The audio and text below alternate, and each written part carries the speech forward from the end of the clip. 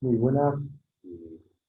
Realizamos la presentación de esta ponencia, esta breve ponencia relativa a la suspensión ordinaria de las penas privativas de libertad, de la pena de prisión, conforme al artículo 82 del Código Penal, esperando que pueda resultar de su interés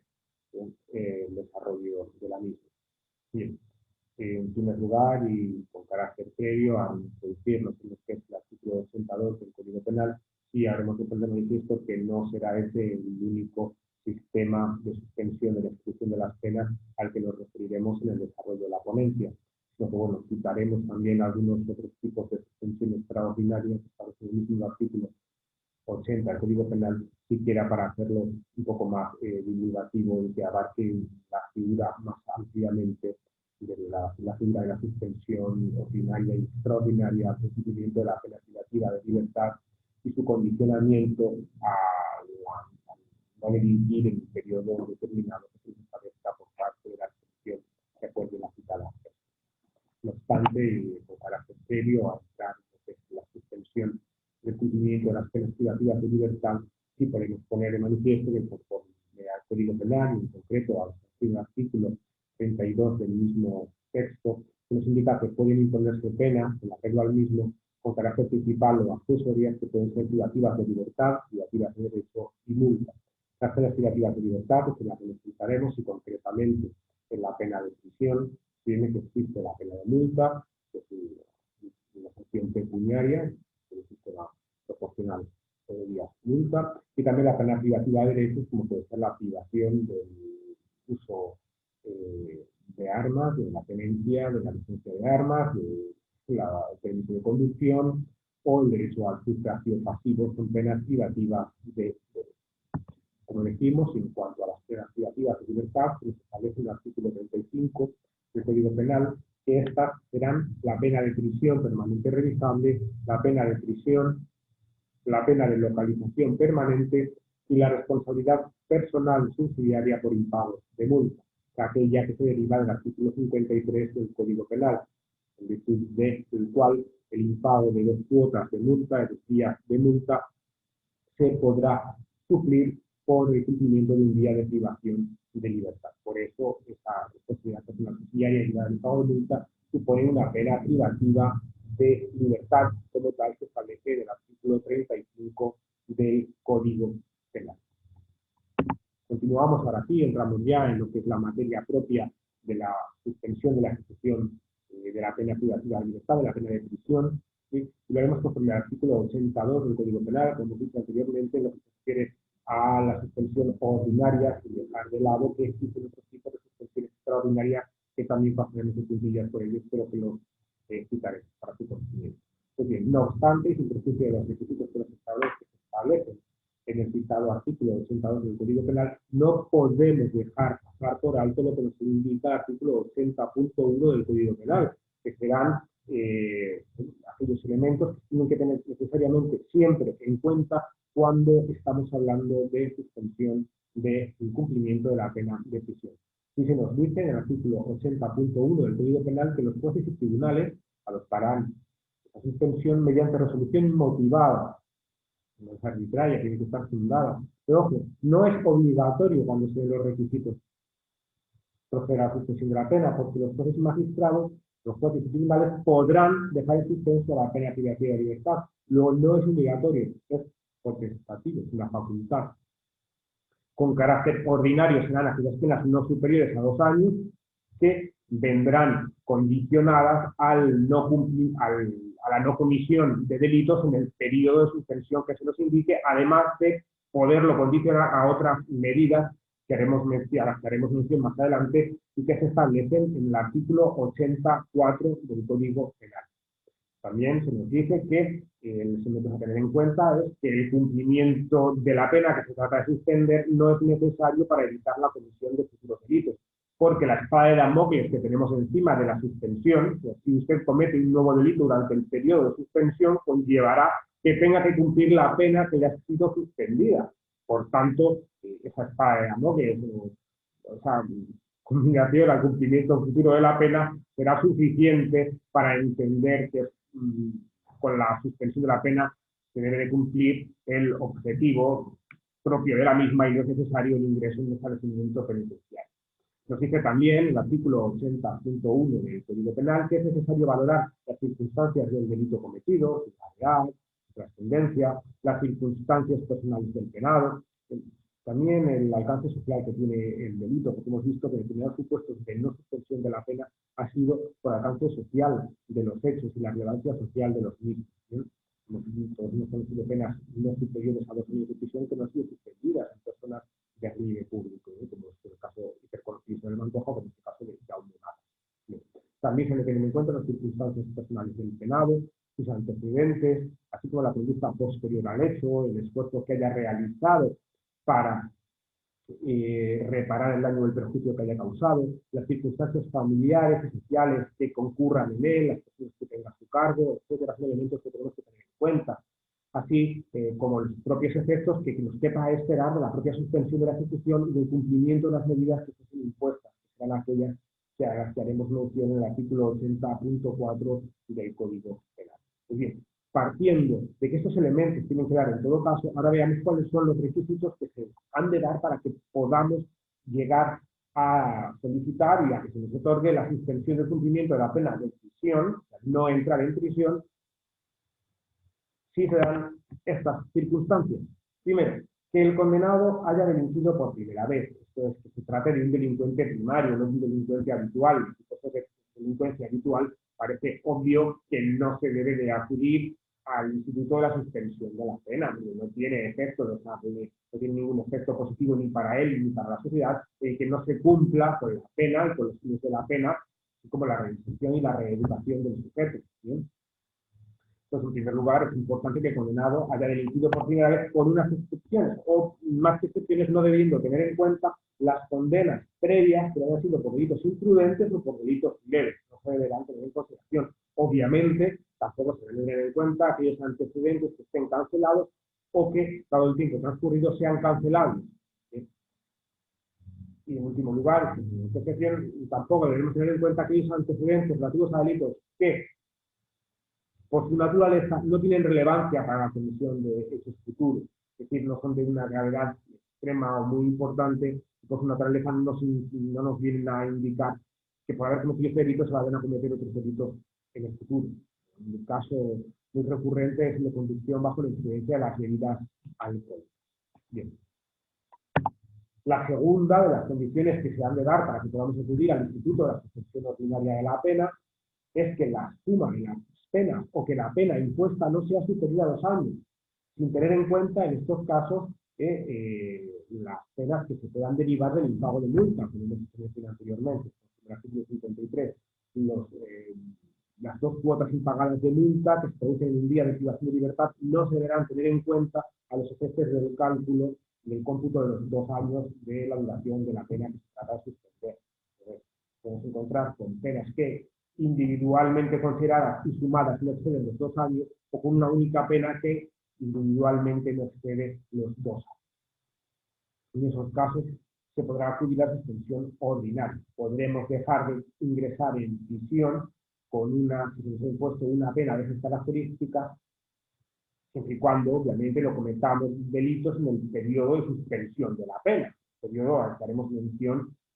más adelante. Y la tercera de las condiciones, el tercero de los requisitos que se nos establecen en el artículo 82 del Código Penal, es que se dan satisfechos tanto la responsabilidad civil o destinada del fruto del delito, como que se haya hecho efectivo el decomiso a acordar. Son 2 elementos que se han de dar necesariamente para que se proceda a la suspensión de la pena privativa de libertad. No obstante, y habida cuenta que todo el mundo no cuenta con las mismas, todo el mundo tiene las mismas capacidades económicas, habrá de ser modulada la satisfacción de la responsabilidad civil. Entonces, estaría mejorando la posición de las personas que cuentan con más medios económicos respecto de aquellas que no los tienen. Por tanto, nos dice esa regla tercera o esa condicionante tercero que se debe entender cumplido cuando se suma el compromiso de satisfacerlo conforme a la capacidad económica del sujeto. Es esto lo que tenemos que tener en cuenta. Ese compromiso de satisfacción de la sociedad civil conforme a la propia capacidad económica del sujeto sobre el que recae una pena. También que sea razonable esperar que ese compromiso se vaya a cumplir en un plazo determinado que se ha establecido previamente. Se nos indica en el artículo 82 que se pueden solicitar garantías para el cumplimiento de esa responsabilidad civil, de ese abono de la responsabilidad civil. Pues bien, estos tres requisitos, estas tres normas, son las condiciones que se han de dar para que proceda la suspensión del cumplimiento de la pena de prisión, la suspensión de la pena de prisión no superior a 2 años. Podemos indicar que las reglas son que el condenado haya delinquido por primera vez, esto es, que se trate de un delincuente primario, no que nos encontremos ante un delincuente habitual, que de paso, como hemos dicho anteriormente, no tiene sentido acudir a la suspensión de cumplimiento de prisión, tiene que cumplir necesariamente la pena de prisión que se le ha impuesto para que se den los fines de la pena, tanto de prevención general como de prevención especial. En segundo lugar, que la pena o suma de las penas no sea superior a los 2 años, de forma individual o conjuntamente, no podemos sobrepasar los 2 años sin tener en cuenta las privaciones de libertad que se deriven del impago de la multa. Y en tercer lugar, que se haya satisfecho la responsabilidad civil y que se haya hecho efectivo el decomiso acordado, sino teniéndose cumplido con el mero compromiso de satisfacer la conformidad económica del sujeto. Pero como hemos dicho, que la suspensión ordinaria no es la única que establece el Código Penal, sino que también hay dos supuestos de suspensión extraordinaria. Y el requisito de la suspensión ordinaria ya los hemos visto, pues bien, el artículo 80.345 nos habla de otras posibilidades de suspensión de la pena privativa de libertad. En primer lugar, el artículo 80.3 del Código Penal nos dice que sin que se cumplan las reglas primera y segunda, esto es, que se trate de un delincuente primario, o que la suma de las penas, o la pena individualmente, no supere los 2 años de prisión, se podrá solicitar la suspensión de la pena si las penas individualmente consideradas no superan los 2 años, aunque la suma excede. Esto es, vemos que en la suspensión ordinaria, si las penas en su conjunto, las penas que han sido impuestas, superan los 2 años de prisión, no podemos acudir a ella. En este caso sí, se podría suspender el ingreso en prisión con una pena de 2 años de prisión y otra de 1 año. ¿Por qué? Porque aunque en su conjunto suman 3, individualmente consideradas, ninguna excede de los 2 años de duración. Por lo que, en ese caso, sí podremos solicitar la suspensión de la pena. Obviamente, lo que en los supuestos en el anterior caso se da la suspensión es en los casos de reos habituales, ¿vale? Y siempre teniendo en cuenta el hecho, la conducta y el esfuerzo del sujeto en reparar los daños y perjuicios que se han originado fruto de su actuar delictivo. La segunda suspensión extraordinaria, que se nos indica en el artículo 80.4 del Código Penal, es la de cualquier pena, sin sujeción a requisito en cuanto a duración o requisito alguno. Eso sí, si el sujeto está aquejado de una enfermedad muy grave con padecimientos incurables. En esos casos se podrá suspender el cumplimiento de la pena de prisión, independientemente de cualquier duración. Eso sí, con una salvedad, es que al momento de delinquir ya se encontrase el sujeto con una pena de prisión suspendida por esa misma causa, por encontrarse aquejado de una enfermedad muy grave con padecimientos incurables. En este caso es obvio que no se debe de proceder al beneficio de la suspensión de la pena, porque el sujeto, aun en esas circunstancias, va a seguir delinquiendo. Y en tercer lugar, hablando de suspensión extraordinaria, el artículo 80.5 del Código Penal, se trata de penas que son superiores a 5 años. Vemos como el límite de 2 años más que se duplica, nos lleva hasta los 5 años de prisión si el hecho se cometió por dependencia de las sustancias del artículo 20 segundo del Código Penal, esto es, que el sujeto se encuentre, sea adicto a sustancias estupefacientes.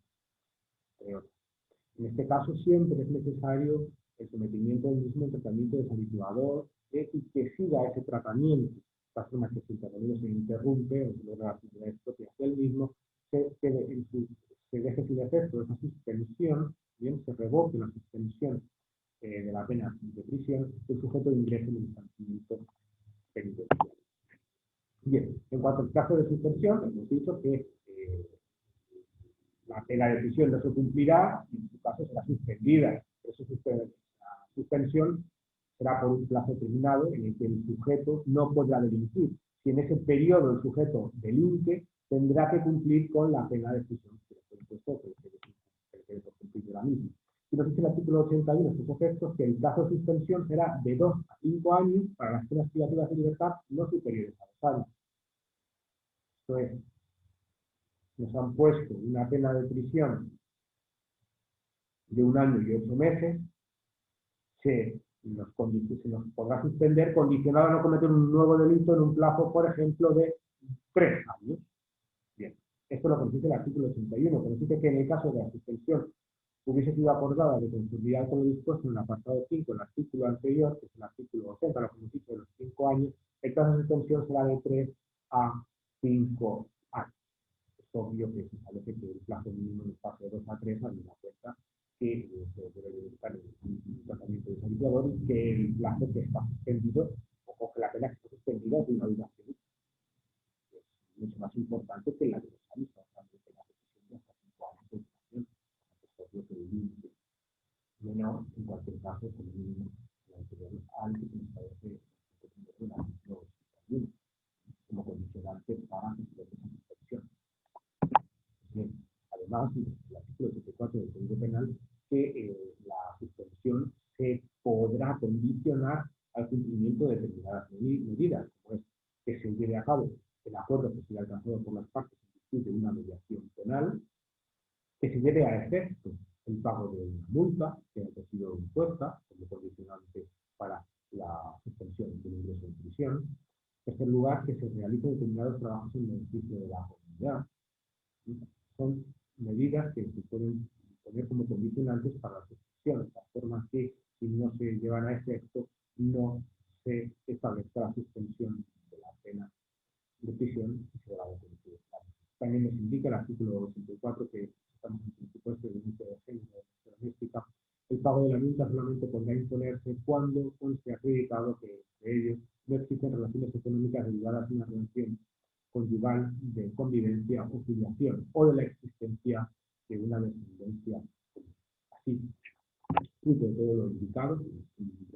de paso a los supuestos de suspensión de la pena de prisión, tanto suspensión ordinaria como hemos tocado también muy brevemente los supuestos de suspensión extraordinaria, los plazos en los que queda suspendida, condicionada a la no comisión de nuevos delictivos, y los condicionantes añadidos que se pueden imponer, además de los requisitos propios que se han de dar para que se acuerde la suspensión de la pena de prisión. No ingresar en prisión condicionado a no cometer nuevos delitos durante un periodo de tiempo determinado y además al cumplimiento de las medidas que se nos puedan establecer. Nada más, muchas gracias por su atención, espero que la ponencia haya resultado de su interés. Muchísimas gracias.